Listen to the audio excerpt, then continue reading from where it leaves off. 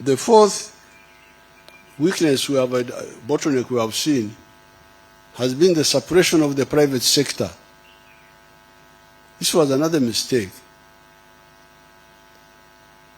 It is true that people can work for altruism. So you have got a few people who can work without, not working for selfish interest. But the majority of the people work more for private interest. So the separation of the private sector, like happened here in Uganda, Idi Amin expelling our Indian people. Big mistake. It set us back so many years. And the Indians were helping us, bringing entrepreneurship.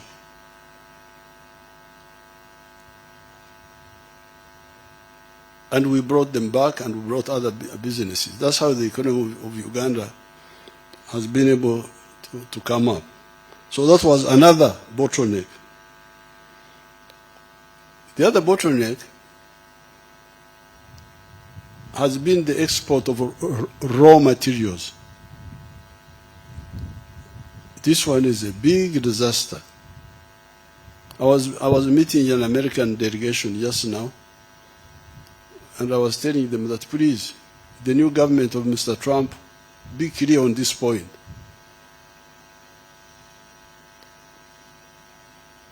When you export unprocessed coffee, as we have been doing all this time, you get about $2.5 a kilo. The price is now a bit higher, but normally it was around $2.5 a kilo of very good coffee. What they call screen 18, the one with good seeds. When somebody goes and makes coffee, powdered coffee out of that, he may get as much as $40. Now, according to the present value of business in the world of coffee, the present value is $460 billion, the value of coffee business in the world. How much are the coffee exporting countries getting out of that? Only $25 billion. $460 billion, but all the coffee growing countries of the world, all of them, Brazil, Colombia, Vietnam, Uganda, Africa, you get $25 billion. Our wonderful Africa, out of that, gets $2.5 billion. And 1.6 billion of that is coming to Uganda now. But this is because of the high coffee prices. Normally Uganda gets about 900 million out of the 2.5 billion. So, now, if you take a raw material like cotton,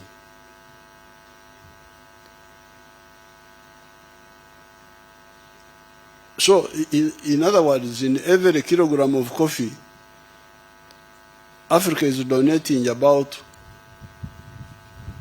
more than $20 to the rest of the world, if not more. But also donating jobs.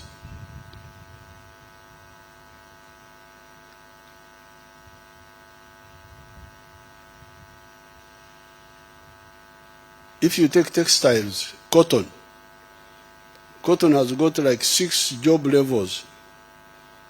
You grow the cotton, that's some job. When you harvest the cotton, you gin it, you remove the seeds. That's another level of jobs, the ginneries. Now, much of the African cotton has been ending there. They export what they call lint cotton. Cotton without seeds, after removing the seeds. Then somebody else goes and does the spinning. Spinning is another level of jobs. Then the weaving, that's another level of jobs. Then the printing of colors, that's another level of jobs. Then the tailoring now to make garments, that's another level of jobs. Of course, there are other values in cotton which Africans were not bothered with. Gunpowder is from cotton. People don't know that. That's why the Chinese were taking a lot of cotton. Because part of the cotton is what you use to make nitrocellulose, which makes the gunpowder.